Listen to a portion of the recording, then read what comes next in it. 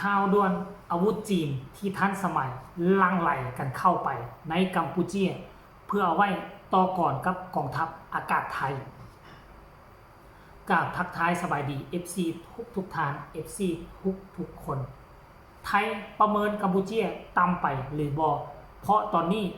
กัมพูชีกับจีนอยู่ในช่วง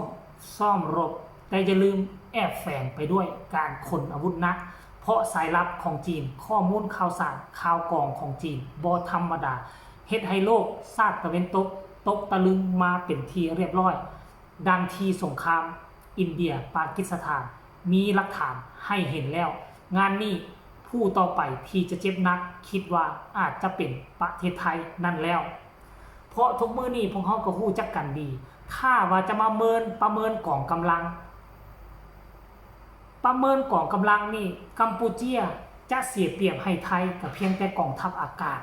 มาไล่รถถังกระสู่ซีกันกระถึงแม้นว่าไทยอาจจะว่ารถถังของกัมพูชีอาจจะเป็นรถถังที่ล่าหลังแนวนั่นและแนวนี้แล้วก็ประเมินว่าอุปกรณ์อาวุธยุทโธปกรณ์ของกัมพูชีส่วนใหญ่ก็เป็นของจีนซึ่งว่าของจีนมันบ่มีมาตรฐานแนวนั่นและแนวนี้ไทยมักว่านะนี่มักดูหมิ่นดูถูกสิ่งของที่เป็นของจีนแต่อย่าลืมว่ารถถังที่ตนเองใช้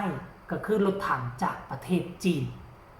แต่ตนเองใช้สัมผัสว่าบ่เป็นหยังบอกว่าดีแต่ถ้าชาติอื่นในอาเซียนใช้ก็ไปดูหมิ่นดูถูกดูแค้นว่าใช้ของจีนของราคาถูกจะเหมาะสมแล้วคือดังได้ยินข่าวมาแว่วๆว่าลาวกับกัมพูชีสนใจยนต์ขับไล่ J10C ก็บอกว่าเหมาะสมแล้วเพราะกองทัพที่มีงบประมาณบ่หลายความหมายของเขาคือว่าประเทศสูญยากจนเหมาะสมของถูกแล้วก็สมรรถภาพบ่ดีความหมายแต่บัดนี้ได้ยินข่าวว่า J10C ของจีนดีนั่นนี่เพราะอยากยกเลิกZ39 อยากหันมาส่งงงงึดคือกันได้คันชาติอื่นซื้อก็บอกว่าเขาทุกข์เขาจนเขาบ่มีเงินประชาติตัวเองซื้อก็บอกว่าเป็นของดีอันนี้นิสัยคือของคนไทยเนาะแต่มาก้าวเข้าสู่ประเด็นที่สำคัญในทุกมือนี้ทั้งทหารกัมพูชีออกมาตอบโต้ไปลักยิงหลอนยิงเขาลาดตระเวนมาเมื่อคืนแล้วตอนเช้า5 โมงเช้าคือช่วงที่เขากำลังพักผ่อนกำลังสินอนพอเขาลาดตระเวนตอนกลางคืนบังเอิญทหารไทยเข้าไปเห็นแล้วก็ไปยิงหัวเขาโดยที่เขาบ่ทันได้กล้าเกี่ยง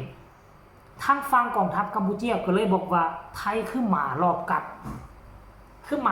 ดไปยิงเขาก่อนแต่สื่อไทยเขาก็ฮู้สื่อไทยสื่อน่ะเขาเอิ้นว่านี่ก็ลูกแรงตีมือของเมกานิสัยเขาก็แบบเป็นคือมาก็คือว่ามักใส่ให้ป้ายสีชาติอื่นสิ่งที่เขาบ่ทันเฮ็ดก็บอกว่าเขาเฮ็ดเหตุการณ์นี้เช่นเดียวกันค่อยคิดว่ากัมพูชีเขาน่าจะบ่ขี้ตัวบ่โกหกเพราะคนเขาตายตั้งนาย2 นายคันถ้ากรณีว่าเอาปืนไปประจันหน้ากันโอกาสที่ไทยจะบาดเจ็บมันก็มีสูงแต่อันนี้มันแปลกบ่ไทยบ่บาดเจ็บพอจะคนนั่นหมายความว่าหยังกัมพูชีอยู่ในช่วงพักผ่อนกำลังจะนอนอยู่ไทยลาดตระเวนไปเห็นแล้วก็ง้างตุ้มมันก็เลยเฮ็ดให้ทั้งนั้นบาดเจ็บแล้วก็เสียหายแนวทางการทูตก็เจรจากันไปแต่เรื่องลึกๆความในใจฮุนเซนสั่งให้อาวุธหนักเข้าพื้นที่ดังที่พวกเจ้าเห็นอยู่ในคลิปนี้อาวุธแต่ละอย่างและฮุนเซนก็ยังบอกว่ามึงบินมาโลดบินโซมาโลดพร้อมสอยถ้าหากว่ามันจำเป็นอย่าลืมว่าอาวุธยุทโธปกรณ์ที่ป้องกันภัยทางอากาศกัมพูชีหาก็ได้มาจากจีนใหม่ๆสดๆและอย่าลืมว่าประเทศบ่ว่าจะลาวจะกัมพูชีจะบ่ค่อยอวดอ้างทะนงตนว่าตนเองมีอาวุธใดแดอันนี้คือกลายเป็นจุดอ่อนเห็นให้พวกสำนักข่าวขี้หมาของประเทศไทยบางคนนะยูทูบเบอร์หันบ่ฮู้ข้อมูลข่าวสารแต่อันนี้บ่ได้เว้าเรื่องสำนักข่าวต่างสำนักข่าวที่อยู่โทรทัศน์เป็นผู้ที่เฮ็ดข่าวปะลูปลีพวกช่องยูทูบเบอร์ต่างๆที่สมองขี้เลื่อยบ่ฮู้หยังก็ไปกล่าวว่าโอ้ยลาวบ่มีหยังกัมพูชีบ่มีหยังก็เห็นอยู่นั่นแหละมียนต์เท่านี้ลำมีเท่านี้ลำปืนก็เท่านั้นเท่านี้ลำดูหมิ่นดูถูกเขาต่างๆนานาอย่าลืมว่ากฎของทหารก็คือว่า ปิดบังข้อมูลให้มันได้ดีที่สุดบ่ให้เขาฮู้ของเฮาว่ามีเท่าใดว่าเฮามีหยังแน่สิ่งที่พวกเจ้าคิดพวกเจ้าเฮ็ดข่าวว่าทหารลาวมีเท่านี้รถตังลาวมีเท่านั้นของกัมพูชีมีเท่านี้แหละมีเท่านั้นแหละทุกสิ่งทุกอย่างที่พวกเจ้าคาดเดามันอาจจะผิดคาดก็เป็นไปได้เพราะบ่มีชาติใดที่จะเป็นคือชาติไทยอวดองค์ทะนงโตมีอันใดก็เอามาโชว์มีอันใดก็เอามาโชว์แม้แต่กองทัพลาวเนี่ยเอารถตังมาพยายามปิดมิดชิดที่บ่อยากให้ไผฮู้โดยซ้ำไปว่าตนเองมีเท่าใดและปัจจุบันนี้ทางฝั่งไทยยังบ่ฮู้ว่ากองทัพลาวมีรถถัง T72 มีเท่าใดแต่ค่อยขอบอกว่ามันเข้ามา2งวดจะเข้า3งวดแล้วสิ่งที่เจ้าคิดมันอาจจะบ่เป็นคือเจ้าเว้าเพราะฉะนั้นถ้ากรณีว่าข้อมูลข่าวสารบ่ฮู้ดีก็บ่ควรที่จะเว้าในเชิงดูหมิ่นดูถูกดูแค้นอีกหมอนึงมันกำลังสิตายแล้วคุณอดอ้วนตัดผมเกรียนๆว่าเป็นอดีตทหารพรานคันเป็นค่อยเป็นทหารลาดตระเวนลาวสิเอาเกือบตบปากมันจากบาทนึงเป็นระดับทหารข้อมูลข่าวสารบ่แน่นแล้วเว้าคือคนบ่มีวาดบ่มีทรงอันนี้ว่าคนไทยระดับทหารผ่านศึกมาแล้วโอ้ยเบิ่งคือคนบ่มีความรู้บ่มีมารยาทบ่คิดบ่ฝันว่าจะเป็นประชากรไทย